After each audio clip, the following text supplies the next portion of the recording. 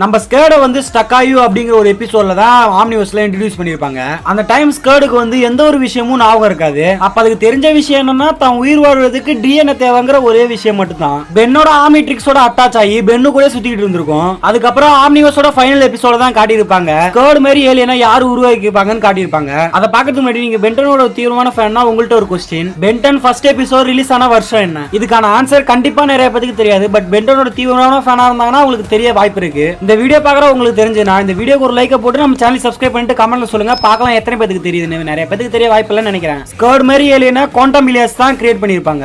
ஆக்சுவலா அந்த குவாண்டம் இலியாஸ் வந்து ஃபேஸ் அண்ட் டைமுக்கு வெளியே இருப்பாங்க. இவங்க வேலையன்னு பார்க்க போனா புது புது யூனிவர்ஸ் உருவாக்குறதா. அப்படி உருவாக்குன யூனிவர்ஸ்ல ஸ்லைம் பியார்ட்ஸை ரிலீஸ் பண்ணி விட்டுருவாங்க. இந்த ஸ்லைம் பியார்ட்ஸும் ஒரு புது புது டிஎன்ஏவை தன் உடம்புல எக்ஸ்ட்ராக்ட் பண்ணி புதுசா உருவாயிருக்க யூனிவர்ஸ் ஃபுல்லா அதை ஸ்ப்ரெட் பண்ணி விடும். ஏன்னா புதுசான உயிரினம் உருவாகணுங்கிறதுக்காக. அந்த வகையில பென்னோட யூனிவர்ஸை உருவாக்குன ஒரு சில ஸ்லைம் பியார்ட்ஸ்ல ஸ்கேர்டும் ஒன்னு. கரெக்டா சொல்லணும்னா 13.8 பில்லியன் இயர்ஸ் கடந்து வந்து ஸ்கேர்ட பென்னை மீட் பண்ணிருக்கு. அப்படியே பென் கூட டைம் டிராவல் பண்ணி மறுபடியும் குவாண்டம் இலியாஸை மீட் பண்ணிருக்கு.